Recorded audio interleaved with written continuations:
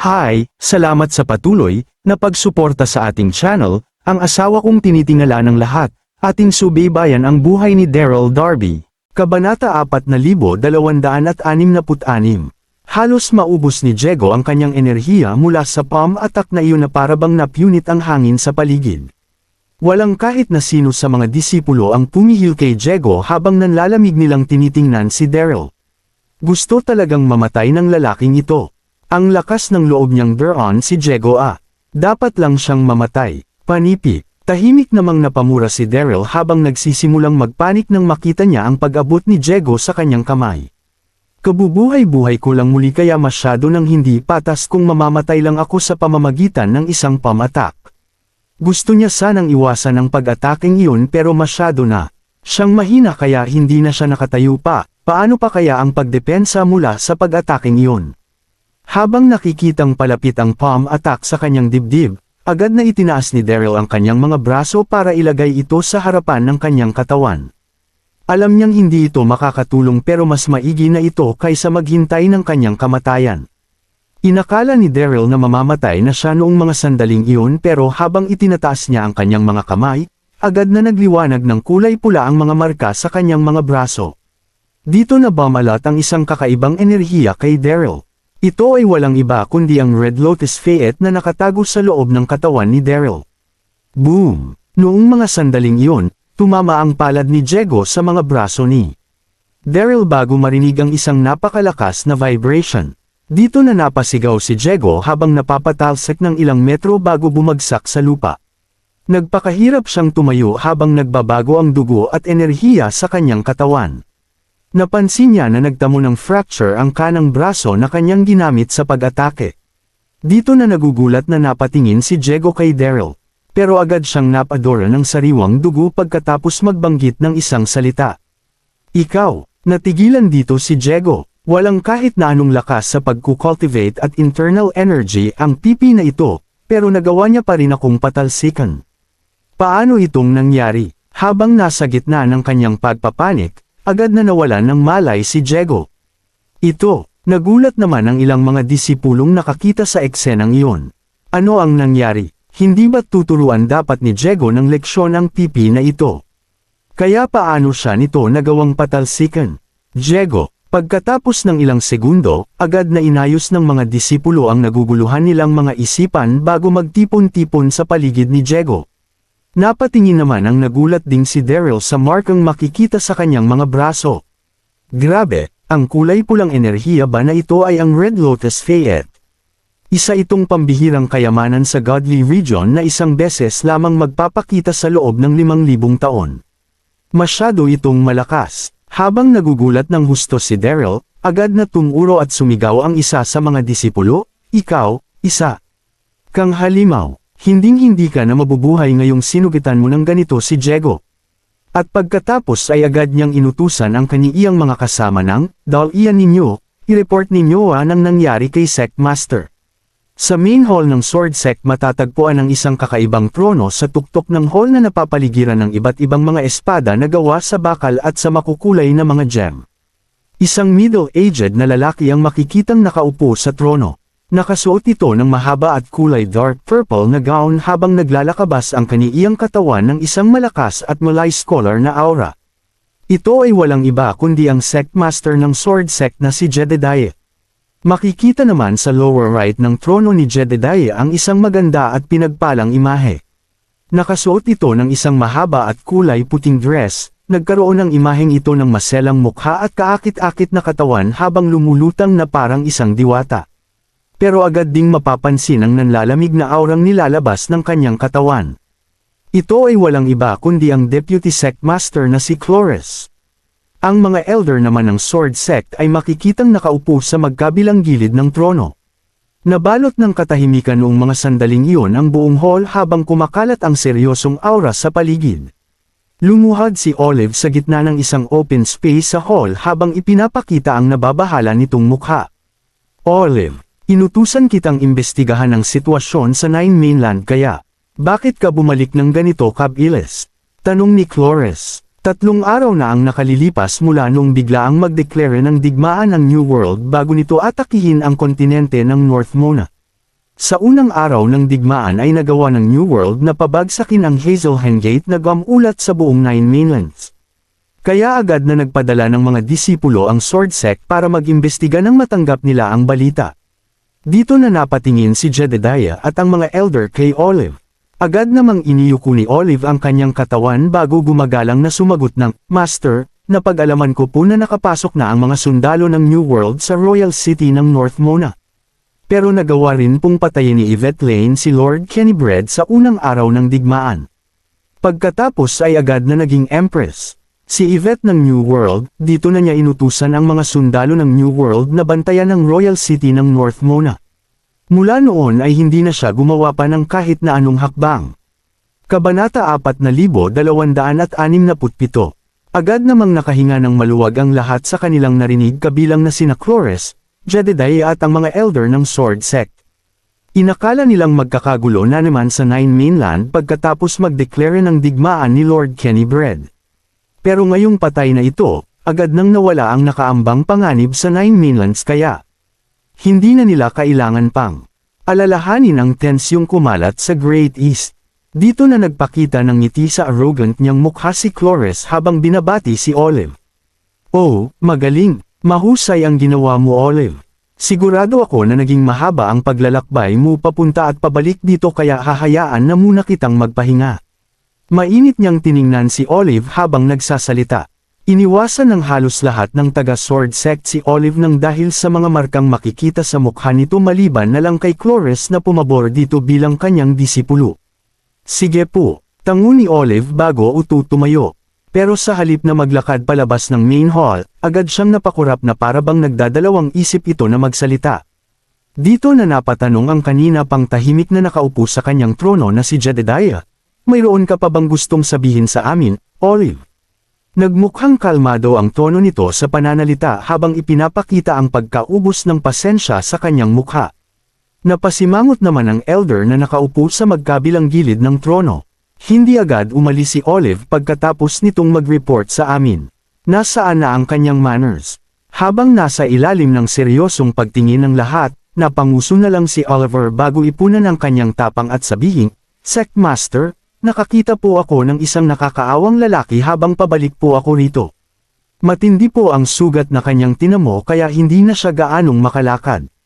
Dito na po ako nagdesisyong dalhin siya rito." At pagkatapos ay agad siyang tumingin kay Cloris.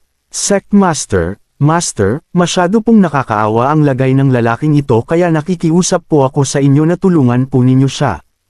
"Ha?" Ito na lang ang salitang narinig mula sa bibig ng bawat isa sa loob ng hall.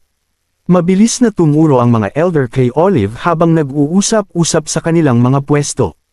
Wala na sa lugar ang pag-iisip ni Olive.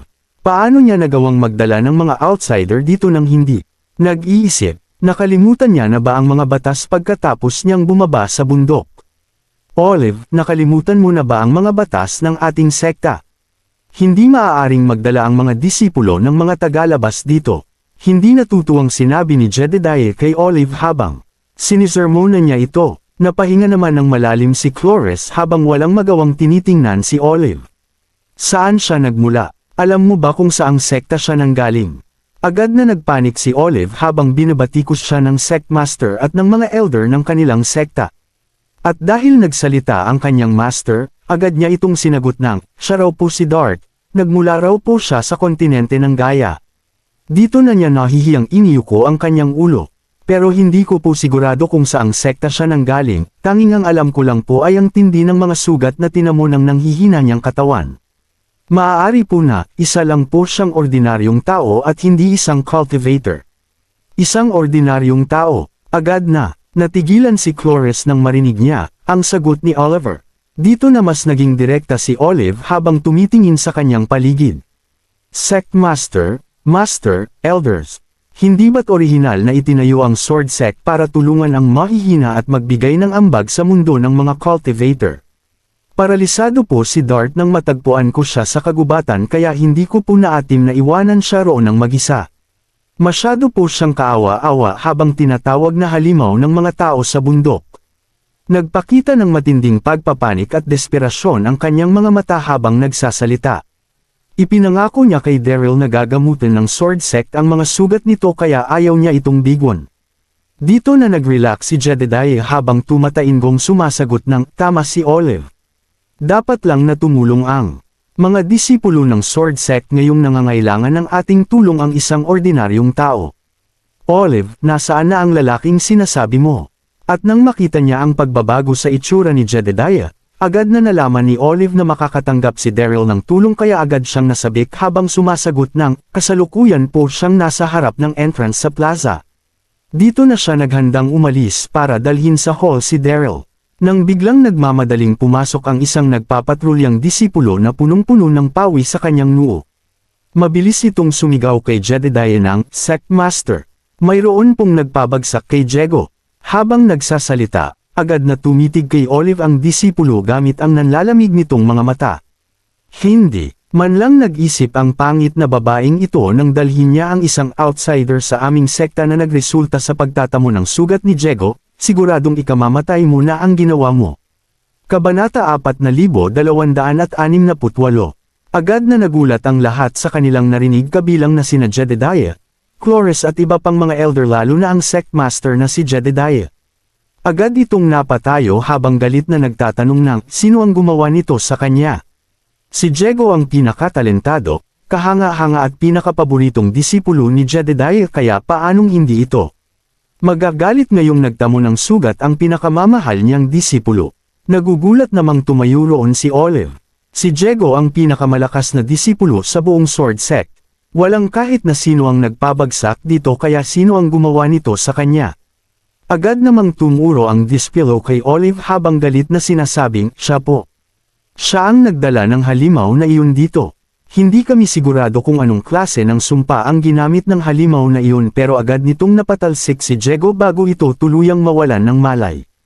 Hindi alam ng mga disipulo kung ano ang nangyari nang magpakita ang kulay pulang liwanag sa katawan ni Daryl.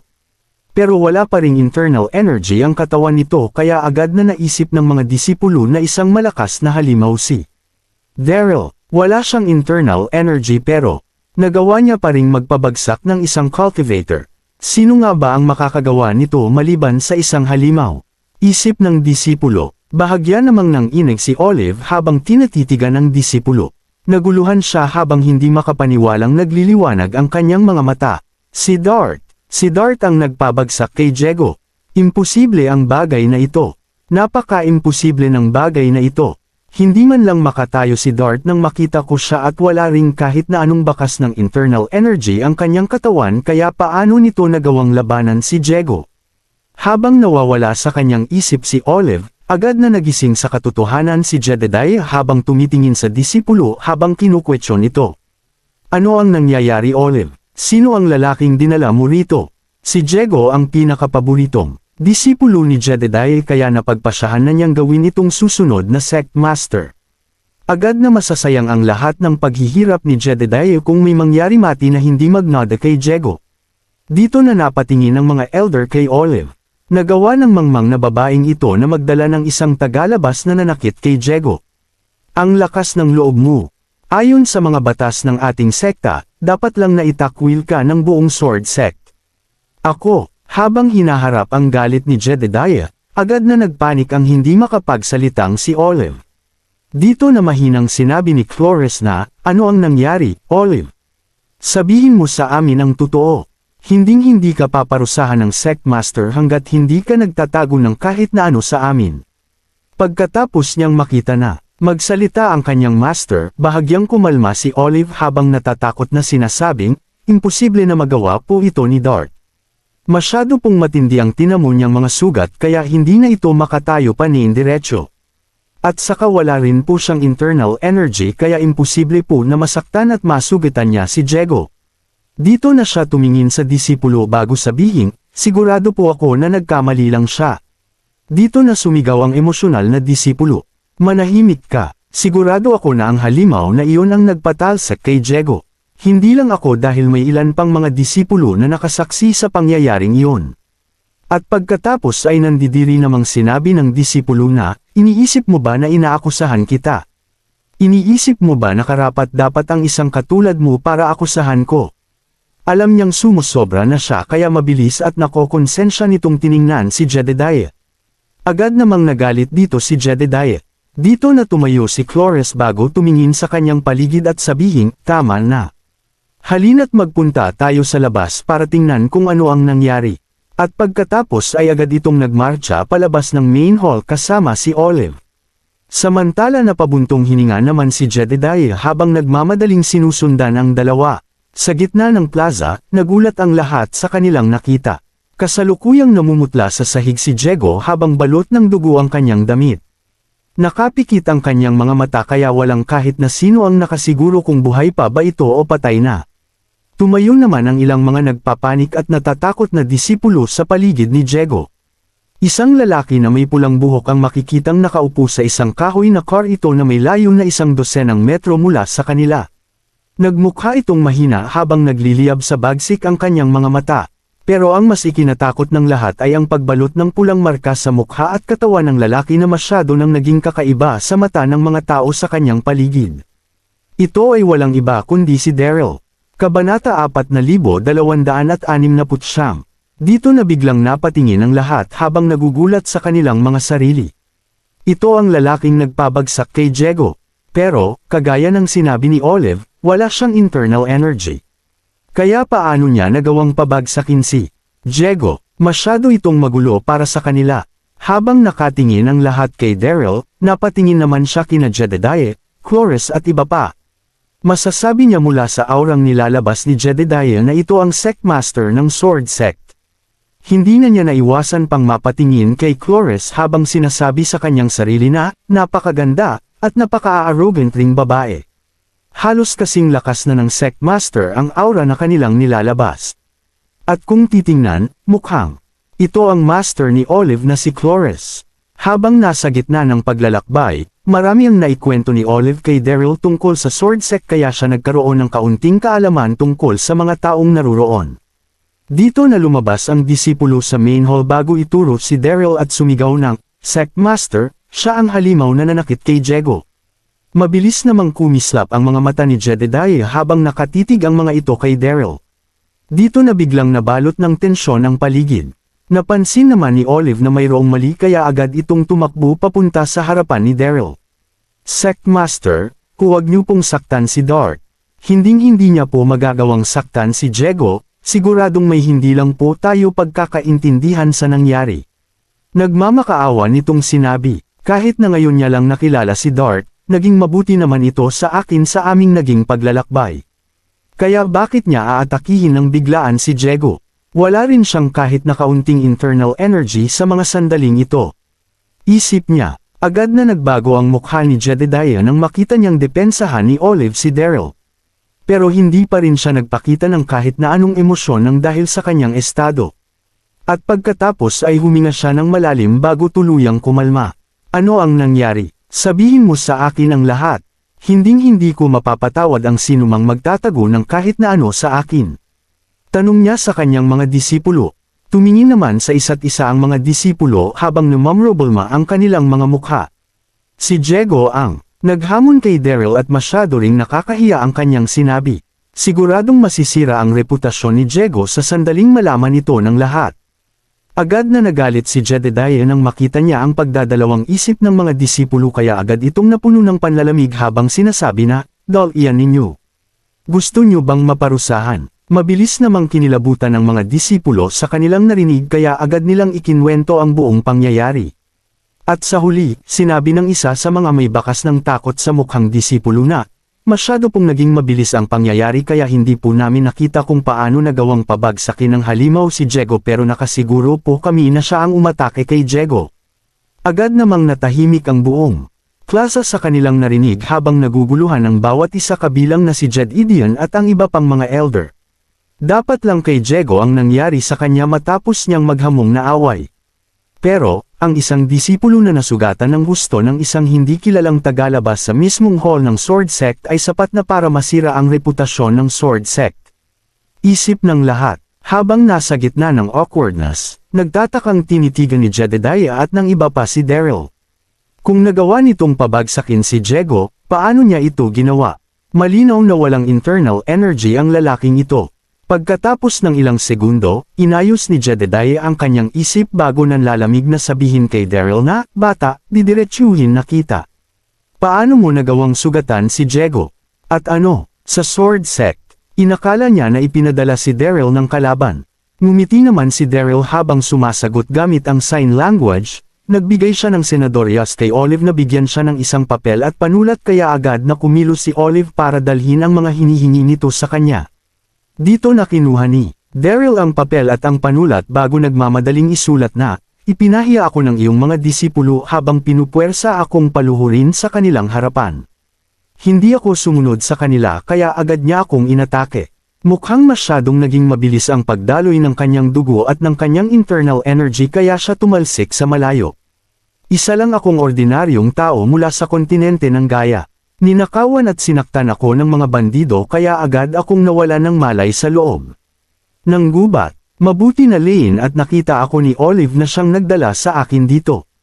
Nag-isip siya ng isang sandalo bago siya magdagdag ng isa pang pangungusap na nagsasabing, "Wala akong hinanakit sa kahit na sinong nagmula sa Sword Sect. Si Olive ang mismong nagdala sa akin dito kaya wala akong dapat na itago sa inyo." Kabanata 4270. Nasa 100 salita ang isinulat ni Daryl gamit ang masigla niyang handwriting. Masyadong naging maganda ang paraan ng kanyang pagsulat sa bawat salita na nagpakita sa kagalang-galang niyang pagkatao. Habang binabasa ni Jedediah, Cloris at iba pa ang isinulat ni Daryl, agad silang napaisip sa kanilang mga sarili. Masyadong kakaiba ang lalaking ito pero napakaganda ng kanyang sulat.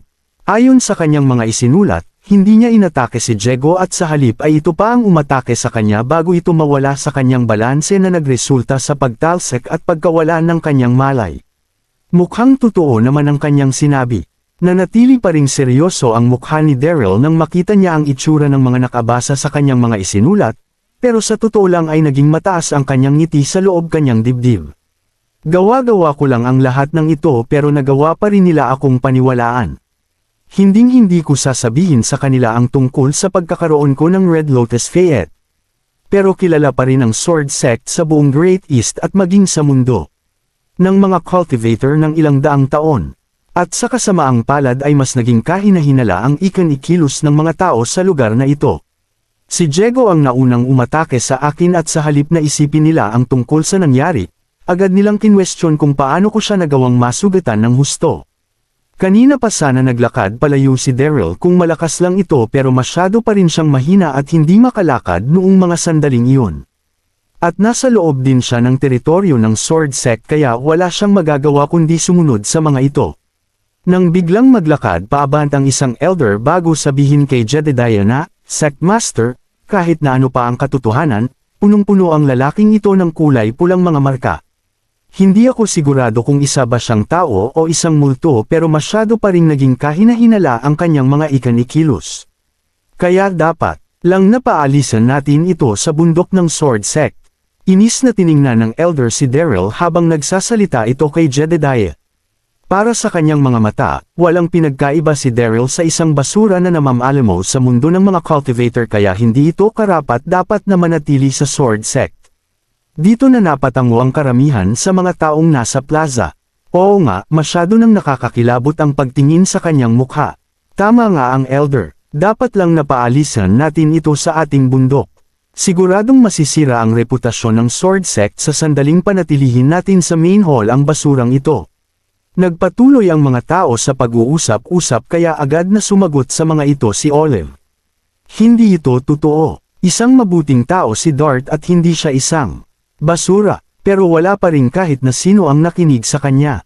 Halos mangiyak-ngiyak na si Olive habang naglalakad papunta kay Cloris para magmakaawa sa harapan nito. "Nakikiusap po ako sa inyo, Master. Tulungan po natin si Dart. Masyado pong malubha ang sugat na kanyang tinamo kaya nakasisiguro akong hindi na siya makakababa pa ng buhay sa bundok na ito sa sandaling ipagtabuyan natin siya rito. Pakiusap, Master." Namula at nagmukhang kaawa-awa ang mata ng mga ito habang nagsasalita. Agad na naantig si Daryl ng husto noong makita niya ang pagdepensa ni Olive sa kanya. Masyadong mabait ang babaeng ito. Ito pa lang ang unang beses naming magkita pero nakahanda na niyang gawin ang lahat para lang matulungan ako. Habang bumubulong sa kanyang sarili, hindi niya naiwasang mapatingin kay Flores. Masyadong arrogant ang Deputy Sect Master na ito. Magagawa niya kayang may pangako na dedepensahan niya ako alang-alang sa kanyang disipulo. Pagkatapos ng walang katapusang pagmamakaawa ni Olive, napahinga na lang ng malalim si Flores bago itong ngumiti kay Olive na nagpapahiwatig dito na hindi na niya kailangan pang mag-alala. At pagkatapos ay agad itong tumingin kay Jedediah bago sabihin, Sect Master, hindi natin masisisi si Dart sa nangyari. Si Diego na mismo ang napangibabawan ng kanyang emosyon na nagresulta sa pagkalat ng kanyang internal energy. At wala rin kahit na anong bakas ng internal energy ang sugatang si Dart. Sigurado akong pagtatawanan ng Sword Sect ng ibang mga cultivator sa sandaling kumalat ang balitang ito. Sasabihin ng iba na tumatanggi na tayong magbigay ng tulong sa nangangailangan. Kaya mas maigi kung hahayaan natin siyang manatili rito. Naging makahulugan at hindi mako-question ang mga salitang iyon. Natigilan at naantig naman si Daryl sa mga sinabi ni Flores. Nagugulat niya itong tiningnan habang iniisip na, mukha lang walang awa si Flores sa panlabas niyang anyo pero sa totoo lang ay isa talaga itong mabait na tao. Dito na nagbago ang mukha ni Jedediah habang tumatainggong sinasabi na, sige. Gawin natin ang minungkahi ni Deputy Sect Master. At pagkatapos ay agad niyang siyanbi sa mga katabi niyang mga disipulo na, kayong lahat, dalhin ninyo si Diego sa likuran para gamutin ang kanyang mga sugat. Pagkatapos nito ay agad siyang tumalikod at umalis. Pero bago ito tuluyang umalis, tumingin muna si Jedediah kay Daryl. Dahil malubha nitong nasugatan ang pinakapaborito niyang disipulo, hinding-hindi niya hahayaang manatili rito ng matagal si Daryl kahit na ano pa ang gawin nito. Pero wala na siyang nagawa kundi makinig nang marinig niyang magsalita si Flores. 2. B. Continued.